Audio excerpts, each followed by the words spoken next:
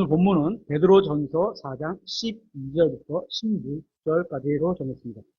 베드로전서 4장 12절부터 16절입니다. 제가 읽겠습니다. 사랑하는 자들아, 너희를 단련하려고 오는 불같은 시련에 관하여는 마치 이상한 어떤 일이 너희에게 일어난 것 같이 이상히 여기지 말고 오히려 너희가 그리스도의 고난에 참여하는 자가 되었으므로 기뻐하라. 이것은 그분의 영광이 드러날 때 너희가 넘치는 기쁨으로 또한 즐거워하게 하려 함이니라. 너희가 그리스도의 이름으로 인해 모욕을 당하면 행복하니 이는 영광의 영, 곧 하나님의 영께서 너희 위에 머물러 계시기 때문이라. 그들 편에서는 그분께서 비방을 받으시나 너희 편에서는 영광을 받으시느니라. 그러나 너희 중 아무도 살인자나 도둑이나 악을 행하는 자나 남의 일에 참견하는 자로 고난받지는 말라.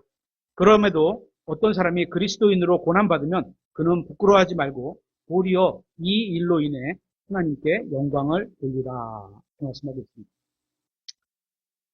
일반 종교들과 기독교는 이 세상에서 일어나는 본질적인 문제를 바라보는 눈이 다릅니다. 불교를 포함한 많은 종교들은 고통이 이 세상의 본질적인 문제로 봅니다. 그래서 불교는 이 고통의 문제를 소유한다는 그런 너로 인해서 발생됐다. 이렇게 소유의 집착으로 인해서 발생됐다고 보고, 힌두교는 전생이 잘못돼서 내가 옛날의 삶이 이렇게 거기 힌두교하고 불교는 윤회를 말하죠. 인생이 막 도는 걸로 그렇게 보죠. 그래서 전생이 잘못됐다고 해서 라고 봅니다.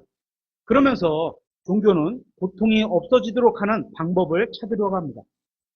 그런데 그들은 고통이 오는 근본적인 문제는 알지 못한 채 사람들에게 고통을 없애준다고 하는 달콤한 메시지를 전하는 것이 종교인 겁니다. 그러나 성경에서는 죄의 결과로 고통이 있다고 말씀하고 있습니다. 그러니까 고통 자체가 본질이 아니라 문제의 본질이 죄라는 겁니다. 그래서 그 죄의 문제를 해결하기 위해서 하나님께서 인간으로 오셔서 예수 그리스도를 통해 죄를 제거해 주셨다고 말씀하고 있는 겁니다. 여러분이 이 두 가지 차이점을 정확히 알아야 사람들에게 다른 종교에 의지하면 안 된다고 말할 수 있게 되는 겁니다. 사람들이 겪게 되는 고통의 문제를 해결해 주시기 위해서 그리스도께서 우리의 죄값을 대신해서 죽어주셨다는 것을 이 사실을 그들에게 알려주어야 하는 겁니다. 불교와 다른 종교에서는 고통을 없애려고 하지만 예수 그리스도께서 이 세상에 다시 오시기 전까지는 절대로 고통을 없앨 수가 없습니다. 그들이 하는 말은 착각이고 상상일, 어떤 환상일 뿐인 겁니다. 그렇다면 하나님께서는 고통에 대해서 뭐라고 말씀하실까요? 한번 찾아보겠습니다. 계시록 21장 1절입니다.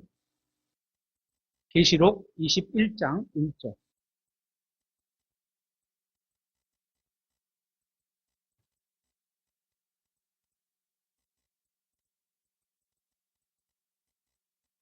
내가 새 하늘과 새 땅을 보았으니 이는 처음 하늘과 땅이 사라졌고 바다도 다시는 있지 아니하였기 때문이더라.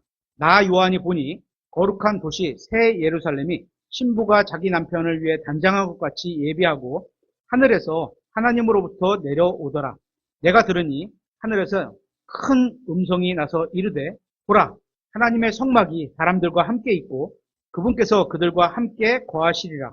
그들은 그분의 백성이 되고 하나님께서는 친히 그들과 함께 계셔서 그들의 하나님이 되시리라.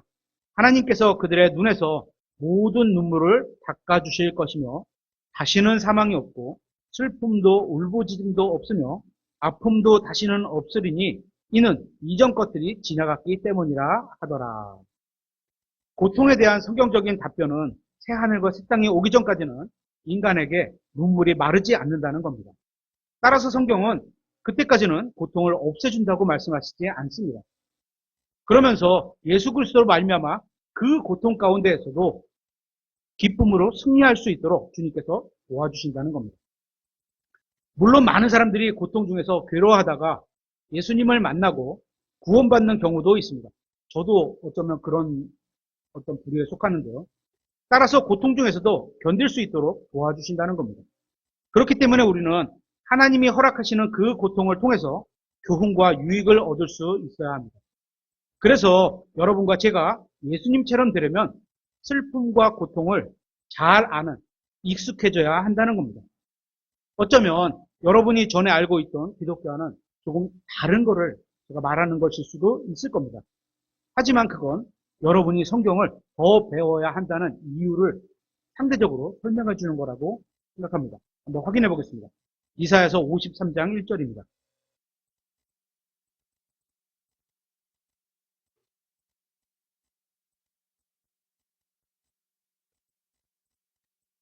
이사야서 53장 1절. 이사야서 53장은 예수 그리스도에 대한 예언을 말씀한 장이죠. 우리가 전한 것을 누가 믿었느냐? 주의 팔이 누구에게 나타났느냐? 그분 앞에서 연한 초목같이 마른 땅에서 나온 뿌리같이 자라리니 그에게는 모양도 없고 우아함도 없으며 우리가 그를 볼 때 그를 흠모할 만한 아름다움이 없도다. 여기서 주의 팔은 하나님의 강력하신 일하심을 보여주는 것이고 예수 그리스도를 가리키는 말입니다. 그렇죠? 여러분이 예수님처럼 산다면 여러분의 손은 하나님의 강력한 일하심을 보여주는 도구로 사용되어질 겁니다. 예를 들어서 전도지를 준다든지 혼을, 그죠? 세상보다 값어치 있는 혼을 얻어오는 거니까 전도지를 준다든지 아니면 예수님의 이름으로 이웃을 돕는다든지 이런 것이 되겠죠. 성경이 말씀하시는 예수님의 모습을 직접적으로 표현하자면 예수님은 죄송하지만 못생겼다는 겁니다. 그죠? 그러니까 이 자리에 자신의 외모가 좀 못생겼다고 생각하는 분이 있다면 적어도 외모만큼은 예수님을 닮았다는 겁니다. 그죠? 내면도 닮아가야 되겠죠. 그죠? 계속해서 3절에 그는 사람들에게 멸시를 당하고 거부되었으며 슬픔의 사람이요 고통을 잘 아는 자라. 우리는 그를 피하려는 것 같이 우리 얼굴을 감추었으며 그는 멸시를 당하였고 우리는 그를 귀히 여기지 아니하였도다. 여러분은 사람들에게 멸시를 당하고 거부당한 적이 있으십니까? 그렇다면 그때 여러분은 예수님을 닮은 겁니다. 인생에서 자신에게 왜 이렇게 슬픈 일이 많이 일어나는지 궁금하신 분이 계십니까? 그건 여러분이 예수님과 닮아서 그런 겁니다. 계속해서 4절을 보겠습니다. 참으로 그는 우리의 고통을 짊어지고 우리의 슬픔을 담당하였지만 우리는 그가 매를 맞고 하나님께 맞아 고통을 당한다고 생각하였노라. 우리가 잘 알고 있듯이 예수님은 고통당하실 이유가 없으셨는데 우리 때문에 우리를 위해서 고통과 슬픔을 당하셨습니다. 우리가 예수님을 따라가는 길도 고통당해야 할 이유가 없는데 남을 위해, 첫 번째는 주님을 위해, 두 번째는 남을 위해 고통당하고 다른 사람의 슬픔을 감당하는 길이라는 겁니다. 그렇죠? 죄로 말미암아 타락한 이 악한 현 세상은 악한 자 마귀가 이 세상의 신이며 통치자로 있으니까 이 세상은 악할 수밖에 없습니다. 악한 세상이니까 좋은 일보다는 악한 일이 많은 건 어찌 보면 당연한 겁니다. 그래서 베드로전서를 통해 그런 악한 일을 당하거나 시련을 당하면 이상하게 여기지 말라고 말씀하신 겁니다. 오늘 본문인 말씀 다시 한번 확인해 보겠습니다. 베드로전서 4장 12절입니다. 사랑하는 자들아, 너희를 단련하려고 오는 불같은 시련에 관하여는 그냥 미직지근한 시련이 아니고요. 불같은 시련이에요. 그죠? 그게 오는 이유가 너희를 단련한다고 그랬잖아요. 그죠? 마치 이상한 어떤 일이 너희에게 일어난 것 같이 이상히 여기지 말고, 이게 왜, 나는 착하게 살았는데, 왜 이런 게 이런 게 일어나? 이상히 여기지 말라는 거죠. 당연하다는 거예요. 그죠? 세상에 태어난 인간은 고통을 당하기 마련입니다. 왜냐하면, 죄인이기 때문에, 또 이 세상이 악하기 때문입니다. 그래서 태어나면 다 고생하는 게 자연스러운 겁니다. 욥기서 5장 7절에 이렇게 되어 있습니다. 불티가 위로 날아가는 것 같이 불을 이렇게 딱 붙여보고 나면 나머지 맨 마지막 재가 불티로 내려서 이렇게 날아가서 없어져 버리잖아요. 그죠? 어떻게 되는 거예요? 정상적인 거죠. 그죠? 아주 자연스러운 일이라는 거예요. 그런 것 같이 사람은 고생하려고 태어나느니라. 이게 아주 자연스러운 거라는 거죠. 고생하려고 태어난다고 할 정도로 마지막 죽을 때까지 고난, 여기서 말하는 고생은 트러블 이렇게 되어 있는데요. 문제거리, 트러블이 영어로 문제거리 이렇게 볼 수 있는 거잖아요. 문제거리가 계속 연속적으로 있다는 겁니다. 욥기서 14장 1절에 이렇게 되어 있습니다. 여자에게서 태어난 사람은 날수가 적고 오래 못 산대요. 그죠? 강건하면 7, 80. 요새는 어떤 뭐 생명을 연장하는 기술과 사회적 어떤 제도와 어떤 이런 조금 더 나아져서 살아가는 게 거의 100년, 100살 가까이 살아가고 있지만 날수가 적고 괴로움이 가득합니다. 사람의 인생이 어떻게 돼요? 괴로움이 가득하다는 거예요. 2절에 꽃과 같이 나와서 꺾이고 나올 때는 꽃같이 탁 나왔는데 어떤 이유인지 모르는데 뚝 꺾여. 그죠? 또한 그림자처럼 달아나서 계속 머물지 아니하는데 이러한 자를 향해 주께서 주의 눈을 여시며 나를 주의 심판 자리로 데려가시나이까? 아담 빼고는 모두 다 여자에게서 태어났습니다. 하물며 예수님까지도. 그렇죠? 아기가 자라는 모습을 지켜보면 처음부터 계속 문제투성입니다. 왜 이렇게 울기도 자주 하고, 응가도 자주 하고, 계속 그냥 배고파서 울고, 뭐해도 아프고, 아파도 울고, 계속 울잖아요. 그래서 세상에서 제일 힘든 것을 아기 키우는 것이라고도 합니다. 그렇게 해서 여러분들이 다 컸어요. 은솔이도. 그죠? 인간은 그렇게 자라며 살다가 좀 살만하다 싶으면 죽게 됩니다. 이런 별 볼 일 없는 나약한 인간에게 하나님께서 관심을 두시고 그의 삶에 개입을 하십니다. 왜 그러시는 걸까요? 심지어는 죽으시기까지 사랑하셔서 하늘의 왕좌를 버리시고 이 낮은 곳까지 찾아오셔서 겪으실 필요가 없었던 고통과 슬픔을 스스로 겪으셨습니다. 왜 그러셨던 걸까요?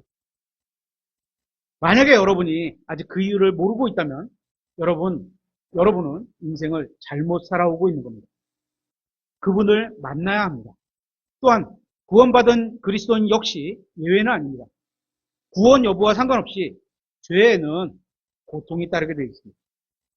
베드로전서 2장 20절에 이렇게 되어 있습니다. 너희가 너희 잘못으로 인해 매를 맞고 참으면 그것이 무슨 영광이냐? 우리가 잘못해서 매를 맞는 건 어찌 보면 당연한 거예요. 그죠? 하나님께 영광이 갈 일이 없어요. 그러나 너희가 잘 행하다가 그것으로 인해 고난을 당하면서도 잘 행했는데도 고난이 따랐어. 그죠? 이게 이제 시작이야. 여기가 시작이에요. 끝이 아니에요. 고난을 당하는 게 시작이 아니에요. 어떻게? 끈기 있게 그것을 견디면. 고난을 끈기 있게 견뎌가야 돼. 얼마 갈지는 몰라. 하지만 하나님이 우리에게 시험을 허락하신 거는 우리가 그 시험을 이겨낼 믿음이 있으니까 허락하신다고 성경이 약속하셨으니까 이겨낼 수 있어.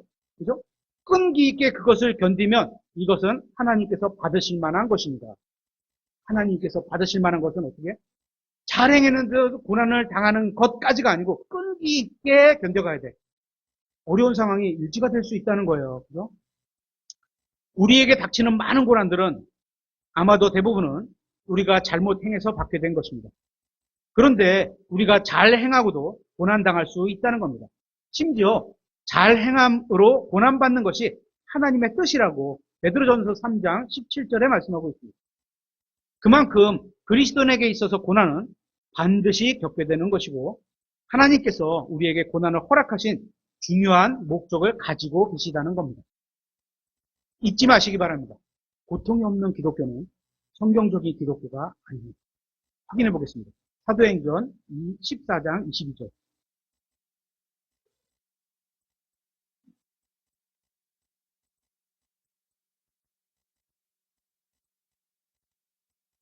사도행전 14장 22절. 제자들의 혼을 굳건하게 하며 믿음 안에 거하도록 그들을 권면하고, 이렇게 말씀을 읽을 때 한번 생각해 보는 거예요. 제자들의 혼을 굳건하게 하며, 굳건하지 않는 상황이 벌어졌나 보다. 그죠?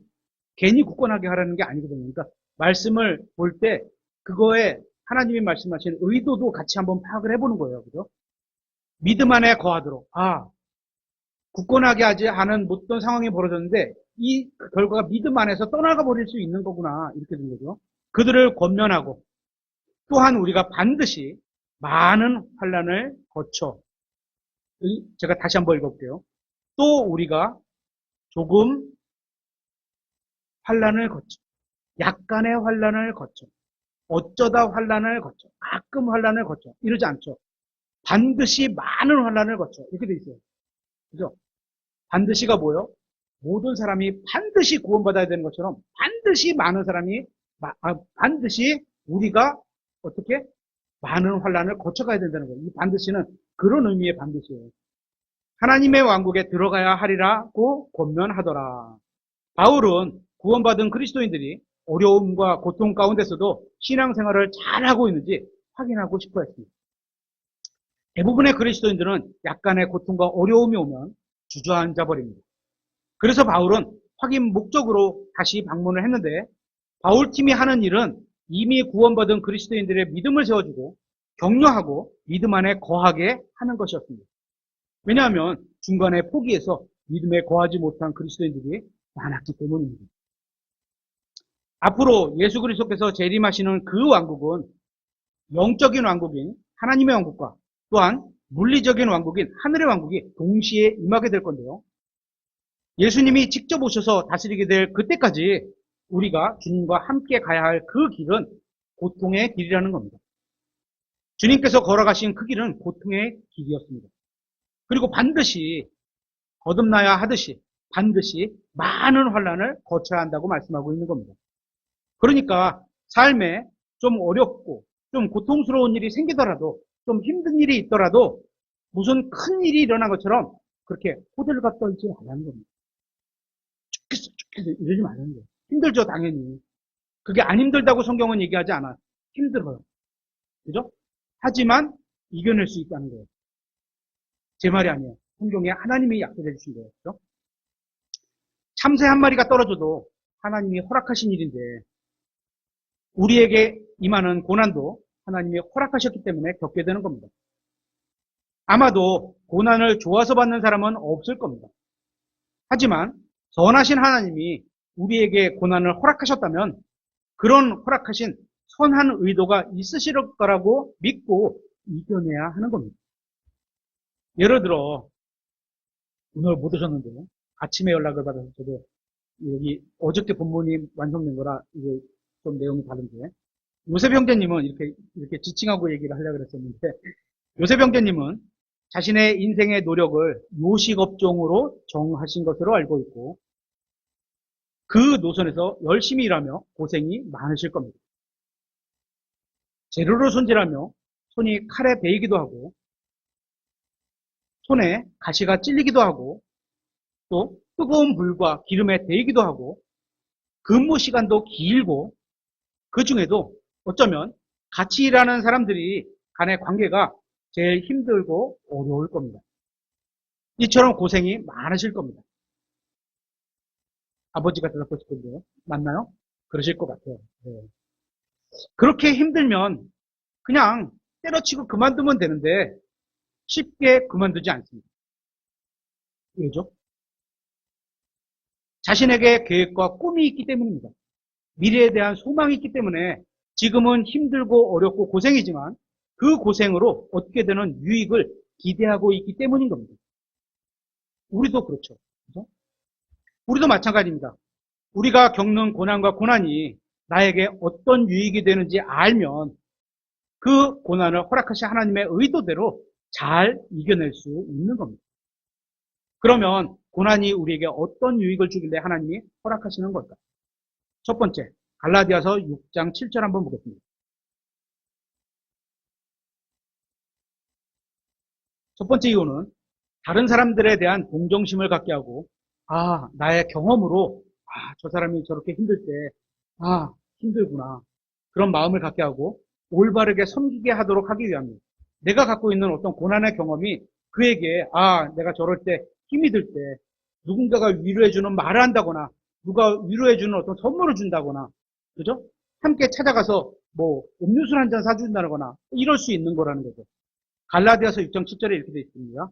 속지 말라 하나님은 조롱받지 아니하시나니 사람이 무엇을 뿌리든지 또한 그것을 거두리라. 예수님을 믿는 사람이든 믿지 않는 사람이든 고통과 고난의 대부분은 자초한 겁니다. 자업자득. 심은 대로 거둔 겁니다. 자기가 육신에게 심으면 고통의 결과를 당연히 받게 됩니다. 대부분의 경우는 우리가 뿌려놓은 것으로 인해서 고통을 거두게 되는 겁니다. 그래서 주님께서 잘 견디고 이겨낼 수 있도록 도와달라고 기도할 수밖에 없는 겁니다. 그죠? 헤쳐나갈 방법이 없어요. 하다 안 되니까 이제 마지막에는 풀어요. 그죠? 하지만 우리가 하나님 앞에서 영적으로 바르게 심고 신앙생활을 잘하고 있는데도 어려움이 생기기도 한다는 겁니다. 베드로전서 2장 20절 아까 읽었던 건데, 내가 너희 잘못으로 인해 매를 맞고 참으면 그것이 무슨 영광이냐? 그러면 너희가 잘 행하다가 그것으로 인해 고난 당하면서도 끈기 있게 그것을 견디면 이것은 하나님께서 받으실 만한 것이니라. 이 말씀처럼 잘 하고도 고난을 받는다면 그것은 잘 이겨내고 승리할 수밖에 없습니다.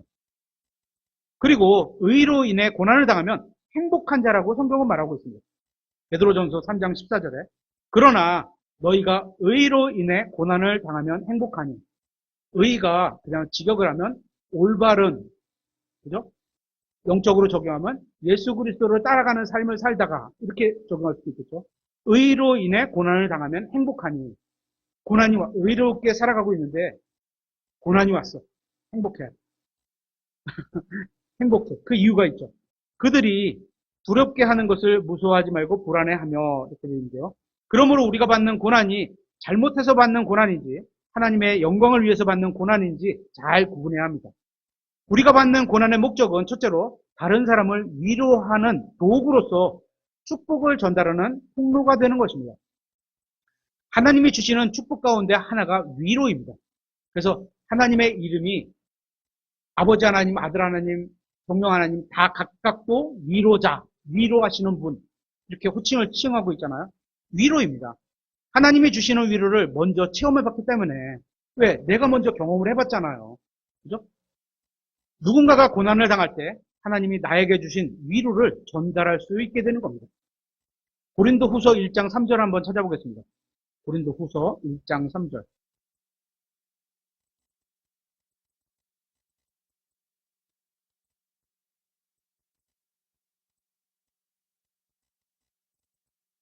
고린도후서 1장 3절. 하나님을 찬송할지어다.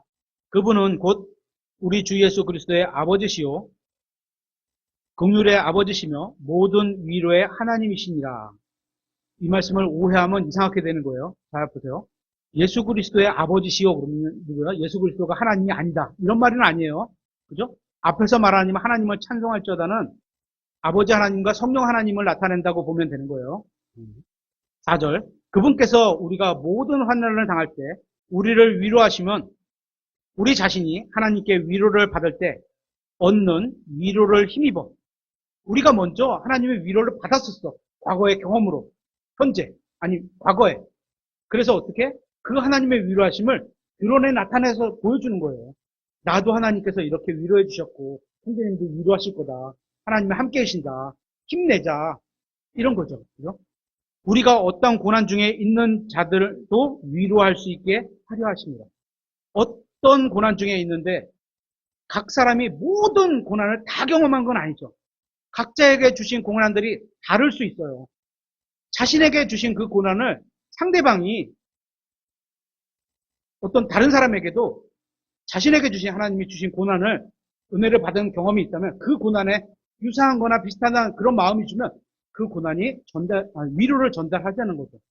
여러분이 고난 중에서도 하나님의 위로를 받고 안정되면 이후에 비슷한 고난을 겪고 있는 사람들이 찾아와서 그 어려움을 어떻게 승리했는지 물어봤을 때 여러분은 도구로서, 하나님의 도구로서 쓰임받게 되는 겁니다. 저는 2024년 1월 달에 교통사고가 났고 1월에 수술했고 2월에 재수술까지 받은 바 있었습니다. 그때 하나님께서 저에게 교회 형제 자매님들을 통해서 위로와 격려를 주셔서 받은 바 있었습니다. 그래서 누군가가 사고로 수술받게 되면 같은 상황에서 하나님께서 저에게 베푸셨던 그 은혜를 나누고자 하는 생각이 듭니다. 저는 이게 성령님이 주신 생각이라고 저는 믿습니다. 그래서 여러분도 여러분이 겪으셨던 그 고난이 그냥 지나가는 게 아니라는 거죠. 그죠? 그것을 통해서 다른 사람을 하나님의 위로를 전달할 수 있는 통로가 될 수 있다는 거예요. 두 번째, 고난은 우리를 겸손하게 만듭니다. 신명기 32장 15절 한번 찾아보겠습니다. 신명기 32장 15절.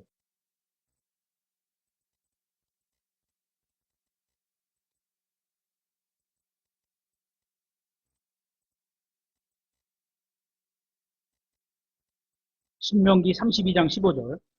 그러나 여수론이 기름지게 되매 발로 찼도다. 여기서 그 여수론은 이스라엘을 나타내는 말이죠. 내가 기름지게 되고 비대하며 하나님께서 은혜를 베풀어 주셨더니 풍족해졌어. 물질적으로 이런 게 여건이 안락한 생활과 물질의 풍요가 풍족해졌어. 기름지게 되고 비대하며 기름으로 덮임에 그때 그가 자기를 만드신 하나님을 버리고 부유한 게 꼭 좋은 것만 아니야. 그렇다고 부유한 게 나쁘다. 성경은 이렇게 표현한 적 없습니다. 그죠? 열심히 일하셔서 부자 됐어요. 하지만 성경은 부자가 되려고 목표를 삼는 거는 악하다고 성경은 얘기를 해요. 두 개로 완전히 다른 겁니다. 그죠? 그가 자기를 만드신 하나님을 버리고 부자가 됐더니 하나님 안 찾아도 돈만 있으면 살아가. 버렸어. 그죠? 우리도 그럴 수 있어요. 그죠? 자기의 구원의 반석을 경홀히 여겼도다. 구약 성경을 통해 우리가 배우는 바는 이스라엘이 힘들었을 때는 겸손하게 하나님을 구하다가 하나님의 긍휼과 은혜로 말미암아 잘 풀리게 되면 다시 교만해지는 것을 보게 됩니다. 이게 구약 성경의 이스라엘에 보여주는 패턴이죠. 계속 돌아요. 이게 한 번으로 끝나는 게 아니야. 계속 돌아. 우리도 마찬가지입니다. 세상에서 잘 나갈 때는 마치 하나님이 없는 것처럼 살다가 이건 구원받건 구원받지 않았건 비슷해요. 그죠? 살다가 고난과 고통이 오면 다시 하나님을 찾게 됩니다. 그래서 고난이 필요한 겁니다. 그런데 어떤 사람들은 아니야, 나는 절대 그렇게 안 살 거야. 이렇게 말하는 사람들도 있습니다. 그런데 한번 베드로를 생각해 보세요. 베드로도 절대 안 그런다고, 나는 절대 안 그런다고 그렇게 강하게 부인했는데 결국 어떻게 됐죠? 자신의 말을 지키지 못했죠. 그죠? 결코 절대 이건 자기 자신의 교만한 마음입니다. 우리는 그렇게 지킬 수 있는 능력이 우리에게 최선을 다하고 여건이 주어지는 만큼 지켜가려고 노력을 해야 되겠죠. 하지만 절대란 말은 진짜 하나님만 쓸 수 있는 단어 같아요. 그만큼 어려운 거예요. 이스라엘은 교만으로 인해 하나님의 분노와 질투를 일으켰습니다. 여러분과 저도 다르지 않습니다. 건강하고 잘 풀리고 잘 되면 신명기 32장에 이스라엘과 같은 짓을 하게 될 겁니다. 예를 들어서 요새 로또 복권이 얼마인지 모르는데 제가 1등에 당첨됐다고 보세요. 저 엄청 게을러질 겁니다. 아마. 여러분은 안 그러시겠지만 저는 아마 그렇게 될 겁니다. 겉으로는 비슷할지 모르지만 마음으로는 엄청 게을러질 거예요. 아담의 본성이 그렇다는 겁니다. 그래서 하나님께서는 우리를 겸손하게 하기 위해서 우리에게 고난을 허락하셔서 하나님 앞에 엎드리게 하는 겁니다. 욥을 한번 생각해 보세요. 하는 일이 너무 잘 되니까 이제 두려움이 생깁니다. 그죠? 그 두려움이 엄청난 현실로 다가왔음을 우리는 잘 알고 있습니다. 그죠? 다시 베드로전서 4장으로 와서 그런즉 그리스도께서 우리를 위해 육체 안에서 고난을 당하셨으니 4장 1절이요. 당하셨으니 그와 같이 너희도 같은 생각으로 무장하라. 이는 육체 안에서 고난을 당하는 자가 육체 안에서 고난을 당하는 거예요. 그렇죠? 이미 죄를 그쳤기 때문이니 고난과 죄의 그침이 연결되어 있어요. 그죠? 고난을 막 당해봐요. 죄가 확 줄어요. 많이 아파봐요. 죄질에 힘이 없어요. 그죠? 이건 저를 얘기하는 겁니다. 예수님께서 고난당하셨던 것처럼 같은 마음으로 무장해야 합니다. 우리가 하나님의 뜻에 합당하게 살기 위해서는 죄를 지으면 안 됩니다. 하나님께서 우리에게 적당한 고난을 주셔야만 죄로부터 우리가 벗어나게 될 수 있는 것이지 그렇지 않으면 죄가 너무 쉽게 우리를 올가미에 걸려들어서 하나님의 뜻에 합당하지 않게 살아가게 만든다는 겁니다. 하나님께서는 바울도 교만이라는 병에 걸리게 될 것 같으니까 그가 3번이나 간청한 기도를 거절하셨습니다. 그죠? 고린도 후서 12장 7절 한번 보겠습니다. 고린도 후서 12장 7절. 여기 보면 육체 안에 가시, 사탄의 사자 이런 표현이 있는데요. 고린도 후서 12장 7절, 12장 7절. 계시들이 넘침으로 말미암아 내가 분량 이상으로 높여지지 않게 하려고 주께서 내게 육체 안에 가시, 곧 사탄의 사자를 주사 나를 치게 하셨으니 이 사탄의 사자가 엄청 무서운 겁니다. 그냥 우리는 대충 그냥 이렇게 요것만 딱 보면 그냥 눈병 하나 이렇게 났나 보다 이렇게 되는데요. 그 정도가 아니에요. 이따 잠깐 설명을 드릴게요. 이것은 내가 분량 이상으로 높여지지 않게 하려 하심이라. 지식이 너무 뛰어나게 지면 바울도 스스로 높아지려고 겸손하지 않게 될 수 있으니까 하나님께 거기다가 딱 적당한 선을 딱 경계를 두신 거예요. 8절 이 일로 인해 그것이 내게서 떠나도록 내가 주께 3번 간청하였더니 대충 기도한 것도 아니에요. 그것도 3번 했어요. 하나님 이거로 인해 하나님의 일이 예를 들어서 소홀해지는 거 아닙니까? 없애주세요. 저 같으면 그런 기도를 했어요. 간청했어요. 성경에 의하면 주님의 몸된 교회에 대한 계시를 바울에게만 주셨다고 했습니다. 특별한 계시죠. 그거를 통해서만 들을 수 있는 거예요. 그죠? 바울을 통해서 로마서부터 빌레몬서까지 13개의 서신을 쓰게 하셨습니다. 우리 주변을 봐도 영어 성경을 한글로 번역해도 번역만 해도 그죠? 사람들이 그 교회와 번역자를 높이면서 찾아가는데 전 나쁘다고 생각하지 않습니다. 그럴 수 있어요. 그죠? 그만큼 그게 사람으로 봐도 조금 더 나은 걸 해도 막 찾아가는데 뭐 그분들이 교만하다 이런 얘기 아닙니다. 찾아가는 거 문제도 없어요. 그분이 교만하지 않으면 전혀 문제가 되는 게 아니죠. 신약 성경 27권 중에 13권을 바울이 썼으니 사람들이 바울을 얼마나 높였을까요? 그죠? 잘못하면 쉽게 우쭐대고 교만해질 수 있었던 겁니다. 그럼에도 바울은 이 진리를 깨달았습니다. 하나님께서 깨닫게 해주신 거죠. 여러분은 7절에서 말하는 육체의 가시, 곧 사탄의 사자를 생각해 보신 적이 있습니까? 읽으면서 이게 도대체 뭐야? 우리 은설이가 요새 질문을 잘 안 해. 이런 거 한번 물어보세요. 도대체 이거 뭐예요? 이런 거. 그러면 저도 한번 더 깊이 생각해보고 또 성경을 찾아서 한 일주일 있다가 답변을 또 주겠죠. 그죠? 이건 그냥 조금 아픈 정도가 아니에요. 그냥 적당히 조금 아픈 정도가 아니에요. 욥은 사탄의 사자에게서 얻어맞아서 머리부터 발끝까지 거의 죽기 이전까지 갔습니다. 이만큼 심하게 칠 수 있다는 거예요. 이게. 바울도 몸의 가시로 인해서 주님께서 가시가 내게서 떠나게 해달라고 간청했듯이 우리도 어려움이 있을 때 자기에게서 떠나게 해달라고 간청할 수 있는 겁니다. 당연히 어려움이 오면 고난이 오고 고통이 오면 먼저는 떠나게 해달라고 기도할 수 있는 거예요. 그게 잘못되진 않아요. 정상적인 거예요. 하지만 어떻게?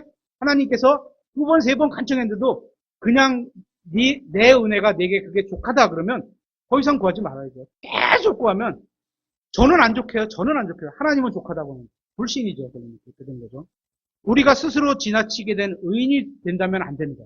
나는 하나님이 나에게 준 거니까 이겨낼 수 있어. 이것도 좋은 자세는 아니라고 성경은 얘기해요.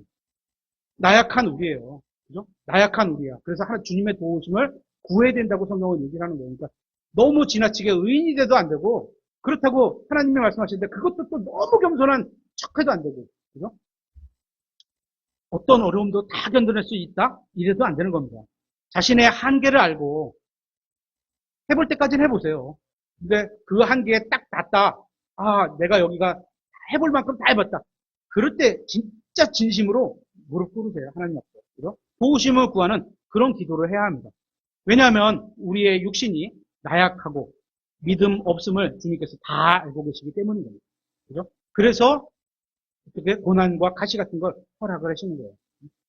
3번째, 하나님의 은혜가 충만함을 입증하기 위해서입니다. 고린도후서 12장 9절을 한번 보겠습니다. 고린도후서 12장 9절.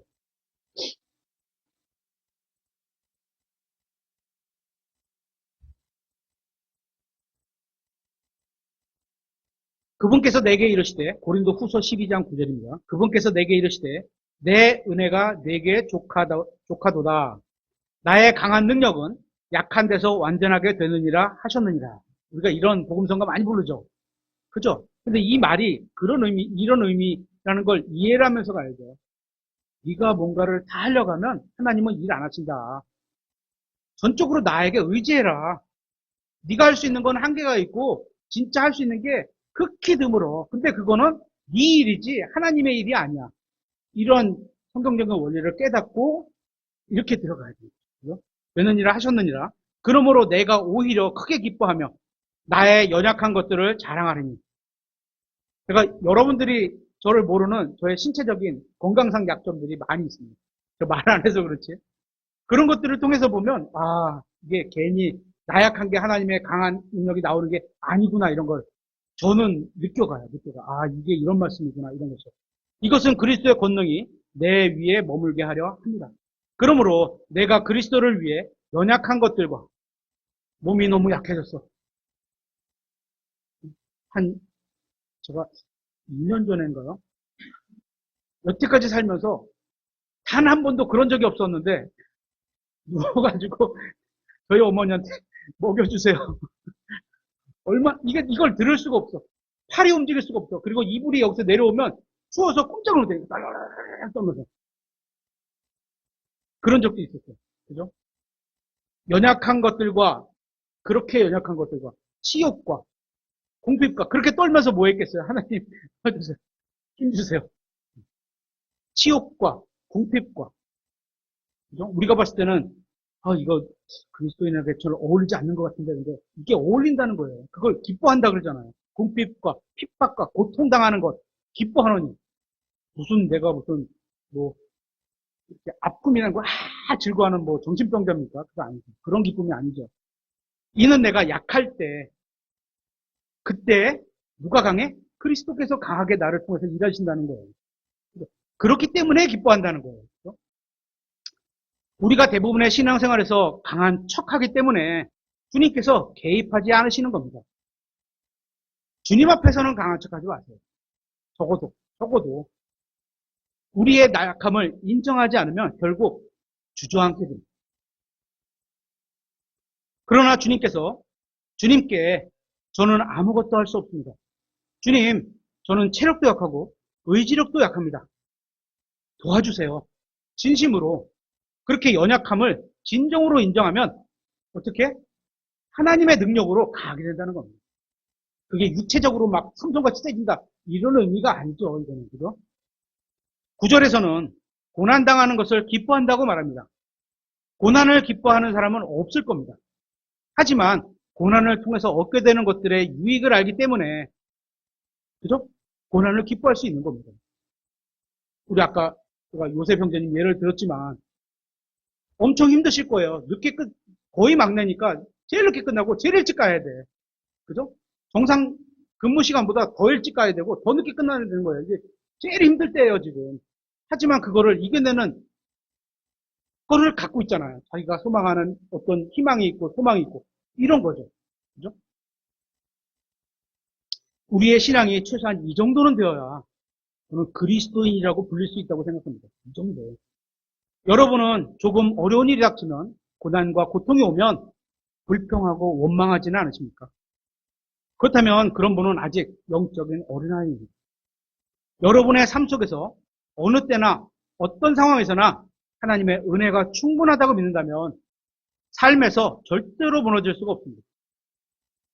하나님께서 나에게 주신 이 여건이 주신 은혜가 충분해.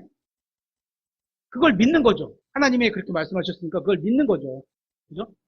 이겨낼 수 있어. 이겨낼 수 있는 거죠. 그러면 자신의 현실을 비관하고 견딜 수 없다고 하는 것은 결국 하나님의 말씀에 대한 불신인 겁니다. 여러분에게 어려운 상황이 왔는데 현 상황을 바꿔달라고 아무리 기도해도 바뀌지 않는다면 바꿔달라고 기도할 수 있다고 얘기 드렸어요.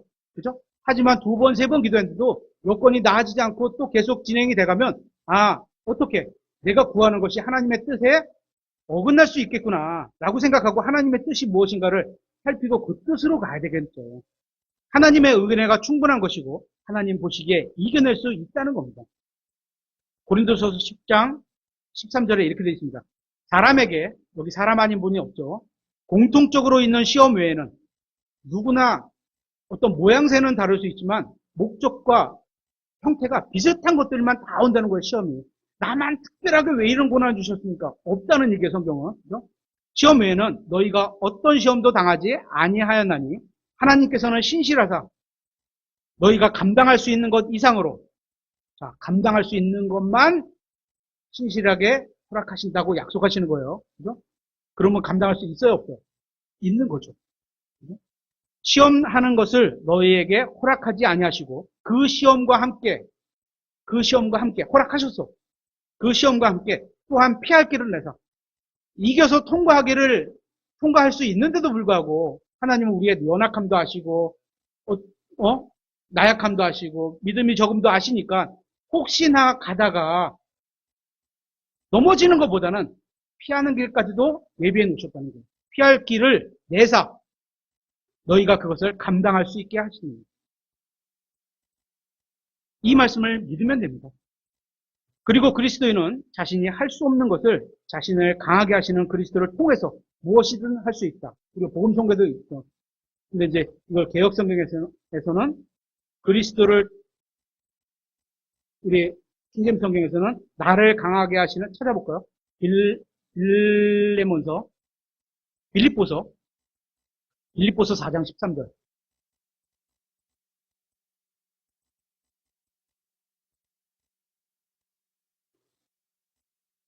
이 단어 하나만을 봐도 올바른 성경으로 찾아가야 된다고 믿을 수 있는 거죠. 빌립보서 4장 13절. 나를 강하게 하시는 그리스도를 통해. 이게 포인트입니다. 그죠? 그리스도를 통해요. 내가 모든 것을 할 수 있는 거예요. 근데 개혁 성경에는 이게 기억으로는 나를 강하시게 하는 그를 통해. 그가 누구야? 그러니까 그리스도를 그라고 바꿔버리면 도대체 그가 누구야? 예를 들어서 마귀가 강하게 할 수 있을까 없을까? 있습니다. 그러니까 너무 뭐죠? 좀 얼렁뚱땅 이렇게 그죠? 그를 예수 그리스도로 받아들이면 다행인데 만약에 그를 그냥 그 말으로 생각하면 이게 잘못하면 마귀가 될 수 있는 거예요. 그죠? 나를 강하게 하는 누구든지 나를 강하게 하면 아니에요. 그리스도예요. 그리스도인은 나는 못합니다로 끝나면 안 됩니다. 왜? 여기 모든 것을 할 수 있다고 하셨으니까. 이 할 수 없습니다가 진정으로 겸손이 되려면 나는 할 수 없습니다. 이게 겸손이죠. 그죠? 그래서 누구를 통해서? 예수 그리스도를 통해서 할 수 있다는 거죠. 할 수 없습니다. 진짜 이게 겸손한 마음이라면 그리스도의 능력으로 할 수 있다가 되어야 진짜 겸손한 겁니다. 앞에 거 없습니다. 끝. 아무것도 안 해. 이거는 아니라는 거예요. 그죠? 이것이 진정한 겸손입니다. 네 번째, 영적 성숙을 위한 고난이 필요합니다. 영적 성숙을 위해서 로마서 5장 1절을 보겠습니다. 로마서 5장 1절. 그러므로 우리가 믿음으로 의롭다고 인정받아, 로마서 5장 1절입니다. 그러므로 우리가 믿음으로 의롭다고 인정받아 우리 주 예수 그리스도를 통해, 여기도 똑같이 나왔죠. 주 예수 그리스도를 통해 하나님과의 화평을 누리는도다. 우리가 또한 그분으로 말미암아 지금 우리가 서 있는 이 은혜에 믿음으로 들어감을 얻었고 하나님의 영광의 소망을 기뻐하느니라. 그리할 뿐만 아니라 소망을 기뻐한다. 그리할 뿐만 아니라 우리가 환난도 기뻐하나니. 환난, 트리빌레이션, 고난, 환난, 역경 이렇게 번역할 수 있는 거죠. 환난도 기뻐하나니 이는 환난이 인내를 이루고 환난을 겪어서 통과를 해 가려고 해야만 환난이 딱 닥쳤어. 근데 아이고 못하고 확 주저앉으면 인내가 생겨야 안 생겨? 안 생기는 거예요. 인내가 생기려면 어떻게 해요? 그게 하루를 견뎌야 되고 일주일을 견뎌야 되고 한 달을 견뎌야 되고 1년을 견뎌야 되고 10년을 견뎌야 되고 30년을 견뎌야 되는 경우도 있을 수 있는 거죠. 환난이 인내를 이루고 인내가 체험을 그렇게 인내하면 경험을 봤더니 결과론적으로 보니까 하나님께서 이렇게 일하시는구나. 나를 통해서 이런 역사가 있었구나. 라는 경험이 쌓이는 거예요. 이 체험이 소망을 이루는지, 하나님의 말씀이 정말 맞구나. 그리스도가 나에 대한 소망이시구나. 이런 걸 이루는 줄 우리가 알기 때문이다. 머리로 지식적으로 알아가는 게 아니죠. 쭉 보면 다 경험상 터득이 돼요. 그 말씀이 나에게 진짜 경험과 꽉 맞아가지고, 그죠? 체험과 딱 맞아가지고, 확 입이 돼 있어요. 잘 안 잊어버려져. 그죠?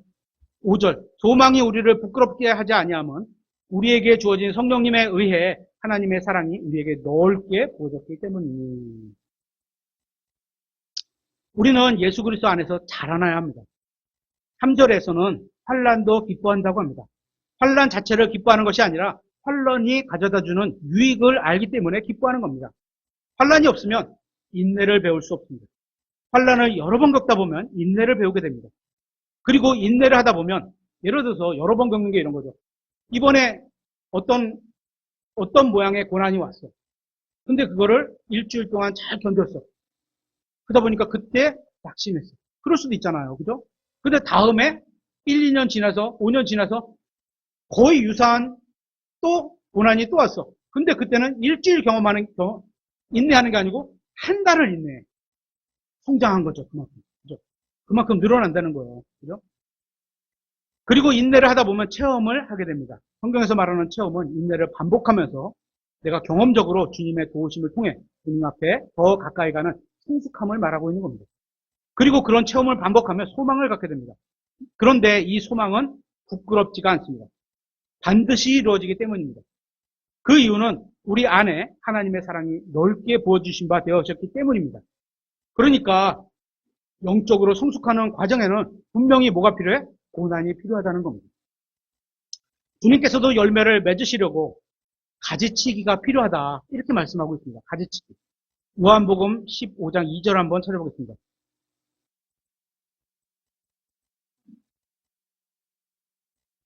요한복음 15장 2절입니다. 내 안에 있으면서 열매를 맺지 않은 모든 가지는 그분께서 제거하시고, 예를 들어서 제 안에 예수님이 와 계시잖아요. 예를 든 거 아니면 어쨌거나 예수님이 와 계시잖아요. 저를 통해서 무슨 열매를 맺고자 하시는데 제가 육신의 가지도 있고 예를 들어서 예수 그리스도를 뻗어나가는 그런 가지도 있고 여러 가지들이 있잖아요. 근데 하나님이 보실 때 그 가지가 쓸모없는 가지, 하나님이 보시는 성령의 열매가 일어나지 않는 가지들, 육신의 열매, 예를 들어서 율법의 열매 이런 것들이 막 있는 가지들은 어떻게 잘라내야 되는 거야. 그죠? 내 삶에서 예수 그리스도가 일에서 나오는 그런 가지들만 풍성하게 되려면 나를 통해서 나가는 그런 이 가지들의 어떤 행동들을 잘라내야 되는 거죠. 그죠? 제거하시고 열매를 맺는 모든 가지는 깨끗하게 하사, 깨끗하게 한다는 의미를 한번 생각해 보세요. 그것이 더 많은 열매를 맺게 하시느니라. 여기서 깨끗하게 하신다는 말은 가지치기입니다.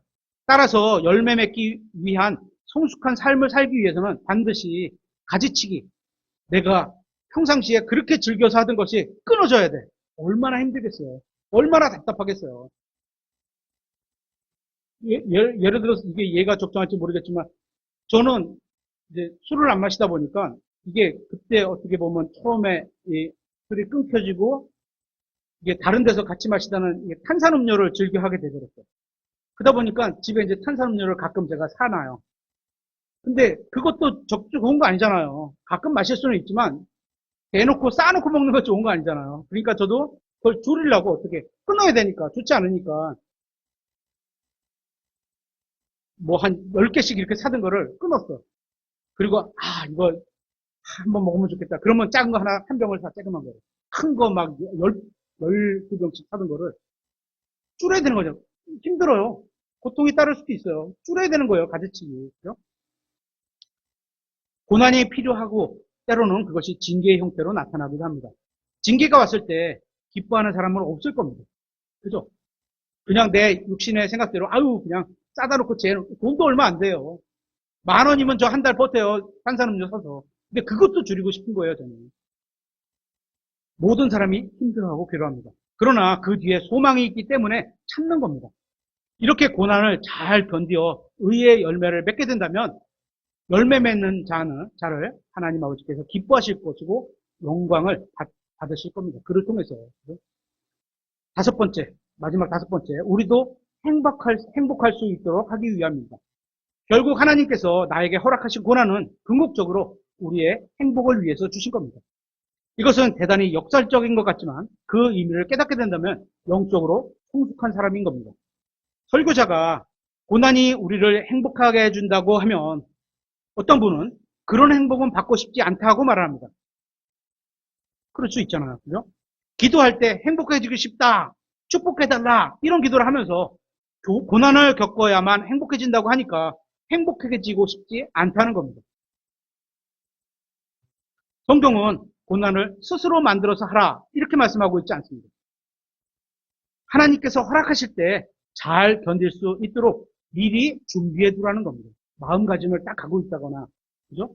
오늘 설교를 들으면서 그런 말씀들을 통해서 갖고 있다거나, 이런 것을 준비해 두라는 거죠. 하나님께서 자기 십자가를 지고 나를 따르라고 했습니다. 우리 각자에게는 하나님이 주신 십자가가 있습니다. 그런데 하나님이 주시지도 않았는데 자기가 십자가를 만들려서 지려고 하는 사람들도 있습니다. 굳이 일부러 만들어서. 왜냐하면 주어진 것도 제대로 잘 못하면서 더 만들어서 더 지려고 하는 거죠. 그런 것은 믿음이 큰 것이 아니라 지나친 영적 우월감으로 교만한 걸 수도 있습니다.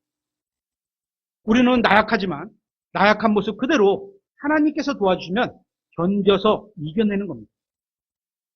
베드로전서 3장 14절에 이렇게 되어 있습니다. 그러나 너희가 의로 인해 고난을 당하면 행복하니 그들이 두렵게 하는 것을 무서워하지 말고 불안해하지도 말며 오히려 너희 마음속에서 주 하나님을 거룩히 구별하고 너희 안에 있는 소망의 이유를 너희에게 묻는 모든 사람에게 온유함과 두려움으로 대답할 것을 항상 예비하며 이렇게 말씀하고 있습니다. 예수님으로 인해 우리가 고난을 당했다면 우리는 행복한 겁니다. 그죠? 예수님으로 인해 우리가 고난을 당한다면 우리는 행복한 겁니다. 그렇지 않고 내가 잘못해서 고난을 당하면 잘못을 고백하고 용서를 받으면 됩니다. 그죠? 계속해서 베드로전서 4장 13절에 이렇게 되어 있습니다. 오히려 너희가 그리스도의 고난에 참여하는 자가 되었으므로 기뻐하라. 이것은 그분의 영광에 드러날 때 너희가 넘치는 기쁨으로 또한 즐거워하게 하려 함이니라. 너희가 그리스도의 이름으로 인해 모욕을 당하면 행복하니 이는 영광의 영, 곧 하나님의 영께서 너희 위에 머물러 계시기 때문이라. 그들 편에서는 그분께서 비방을 받으시나 너희 편에서는 영광을 받으시니라. 이 그들 편과 너희 편이, 그죠? 사람의 이쪽 편, 오른쪽 편, 왼쪽 편, 이런 거 아닙니다. 정치적으로 이런 편 아닙니다. 그죠? 어떻게? 너희 편이라는 것은 예수 그리스도를 믿는 사람의 편, 예수님 편이라는 얘기고, 그들 편은 반대편에 있는 사람을 말하는 거죠. 14절을 보면 고난이 행복한 이유가 고난받는 그리스도인 위에 하나님의 영광의 영이 머물러 있다고 하고 있으니까 그 고난받는 사람이 얼마나 영광스러운 일에 참여하고 있는 겁니다. 그렇죠? 고난이 주는 유익을 시편에서는 이렇게 기록하고 있습니다. 시편 119편 67절에 고난 당하기 전에는 내가 길을 잃었사오니, 다시 말하면 내가 길을 잃지 않으려고 하나님께서 고난을 허락하셨구나, 이렇게 이해하는 거죠. 이제는 주의 말씀을 지켜나이다. 길을 잃었다는 건 하나님의 말씀을 등지고 돌이켜서 떠나갔다는 얘기거든요. 이 말씀이 고난당할 때는 무슨 소리인지 몰랐는데 고난이 지나고 나니까, 또 세월이 지나고 나니까 엄청 유익이 되는 말씀이었습니다. 그러면서 고난이 없으면 길을 잃고 방황하게 된다는 겁니다. 그래서 고난을 하고 난 뒤에 내가 주님의 말씀을 지키게 되었다는 겁니다.